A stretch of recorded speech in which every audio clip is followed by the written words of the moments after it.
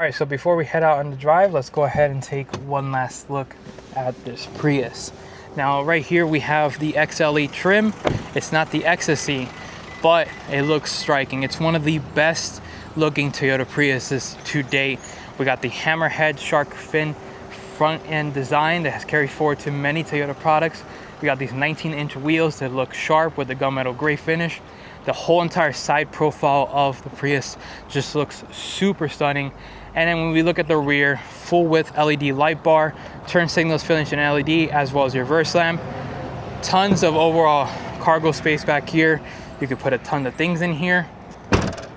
The rear occupant area, we got even some more seating areas to go ahead and sit back here. Very comfortable, by the way. I really like the way it's done. And then the front section, very nice as well. Getting in and out of this vehicle at 5'10" is amazing. Now let's go ahead and put it into drive and let's go and see how this vehicle feels. So like I mentioned, this model right here is powered by a 2-liter naturally aspirated 4-cylinder, producing 194 horsepower and 196 pound-feet of torque. Now it's only sent to the front wheels. If you get the all-wheel drive version, it bumps up your horsepower to 196 horsepower. So only a few more horsepower. So at that point, just go ahead and get the front wheel drive version unless you live up north. But seeing out of this vehicle is actually really well because of the way that this front windshield kind of tapers back towards you, and it looks really nice. Now, as you hear, the engine does kick on after a little bit. Right now I have it currently in normal mode. I don't have it in sport mode, but we can go ahead and throttle it a little bit and let's see how this vehicle feels. You have wheel spin. Honestly, and it gets up and goes. You know, we do have an eCVT in this model, so that means that you're gonna find a better version of Toyota's CVT.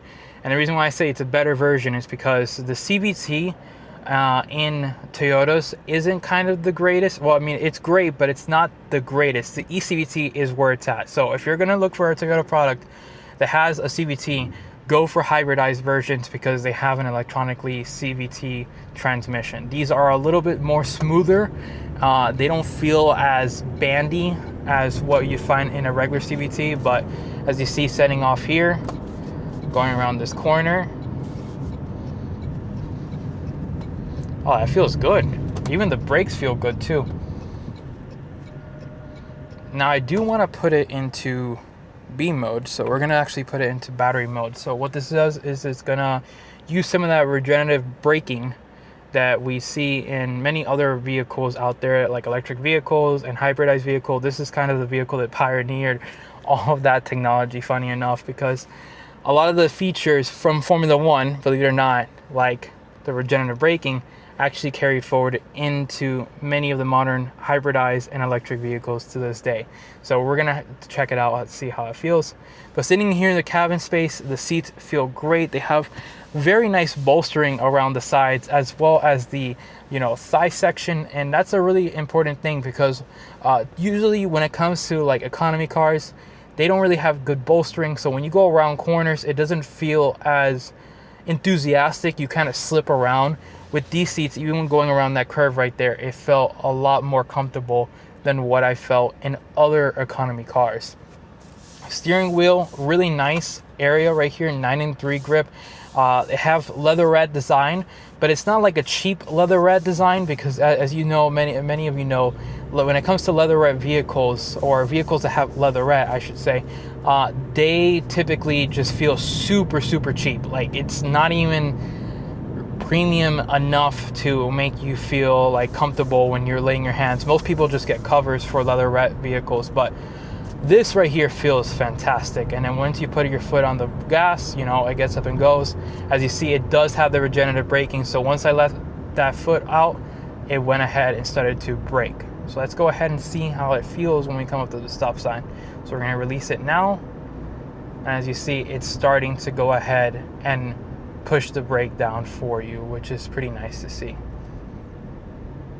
Now what this does, like I said, it's gonna feed some electricity back into the hybridized motor. But let's go ahead and actually put it into sport mode. Let's see how this puppy rips around here. Wow, that feels good. You can really feel all of that 194 horsepower hunker down in the front. It does slip a little bit in the front wheels, but it still feels great. And this eCVT is actually working really nice. It's not as annoying as a CVT transmission. Let's go ahead and put it back into custom, actually normal mode. We're actually gonna put it into eco. Why not? You know, because this is an economy car. And when you're around town, it's gonna actually work really well.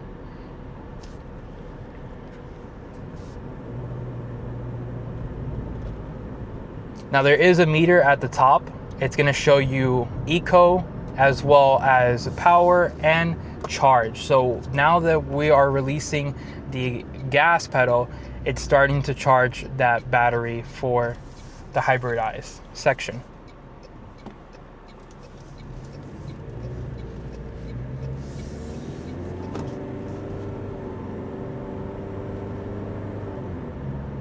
And of course, there's a little bit of induction that's coming through because it doesn't have as much sound deadening that you would find in a higher end, you know, hybridized vehicle. So you will be able to hear that 2-liter naturally aspirated 4-cylinder. So don't worry, you're not in a fully electric vehicle where you don't have soul. This one does have some soul in it because it is, you know, a gas vehicle still. Now, other than the HEV version, you can get a plug-in hybrid version of the Prius. So that's going to give you more horsepower. There's going to be a little bit more range because of the fact that you do have that plug-in function. Now, stepping on the brake over here, actually that feels good. The head bites down really, really well. But that plug-in hybrid is a great system as well. It's one of the best. The RAV4 also uses it, makes a ton of horsepower. In the Prius, it's a little bit more detuned because this vehicle is more of an economy car than that RAV4, what it's trying to be. This is more an economy car, so you will have a little bit less horsepower. The torque is actually, funny enough, it's going to be roughly around the same. It's going to be 139 pound-feet of torque, but your power, I believe, is around 228, if I'm not mistaken. If I am wrong, I will go ahead and put annotation right here that will notify you what the actual power level is. But this feels great. This Prius feels fantastic. I really love the styling of this car. You know, years ago, we as a society have always said, oh my god, the Prius looks so ugly, it's one of the worst. Now it's one of the best designs in its current class. And you know, this car competes against the Hyundai Elantra HEV as well. I believe some other ones like it actually kind of competes against the Toyota Camry, since the Toyota Camry has just gone full hybrid motor now. So it kind of does compete against that one. That one does make more horsepower though at 228 for the front wheel drive version. It makes a little bit more for the all wheel drive version, but it does compete against that Camry. Now, if I could spend the money, which is the one I would get, it would actually be the Prius. I think the Prius looks the best out of the two. The styling is still, to this day, it hits like a truck, you know this is a Toyota Prius when it's coming down the road now. When you looked at previous Toyota Priuses, you probably wouldn't even notice it whenever you're driving on the road. And the reason being is because it just didn't look important. It didn't look sporty. It didn't have the, the stuff that we were looking for as, consumers. But now we finally get a Prius that looks good.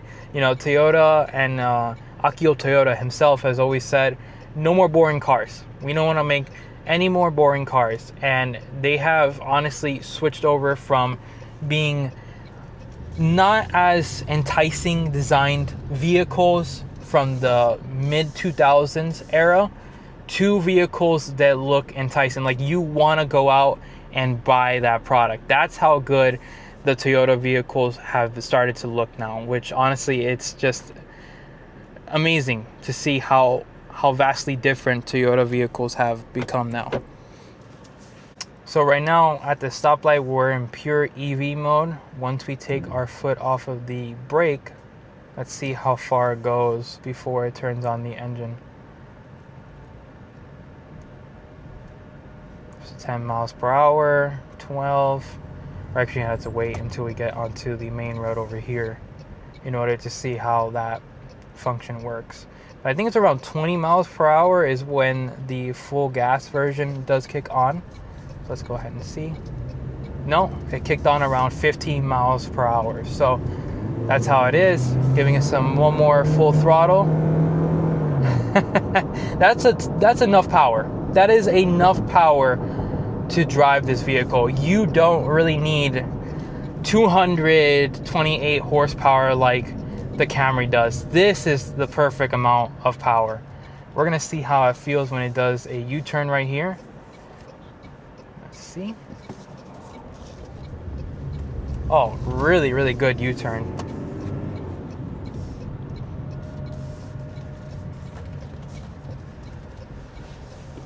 Wow, that feels great. And like I mentioned as well, this gets a combined MPG of 57 miles per gallon, which is impressive. It's the class leading right now, actually, compared to, for example, that Hyundai Elantra that I was telling you. But this is really good. I am absolutely impressed. I've been wanting to do one of these Priuses for a while now, and now that the 2026 model years came out, it's a little bit better compared to what we saw for the 25 model years. But with that being said, ladies and gentlemen, I want to give a huge shout out once again to South Dade Toyota for allowing me to film this vehicle. If y'all are interested in purchasing any Toyota or even their pre-owned vehicles, make sure to go ahead and contact Leo. He will be able to assist you. With that being said, make sure to go ahead and like, comment, and subscribe, and I'll see you guys in the next video. Peace.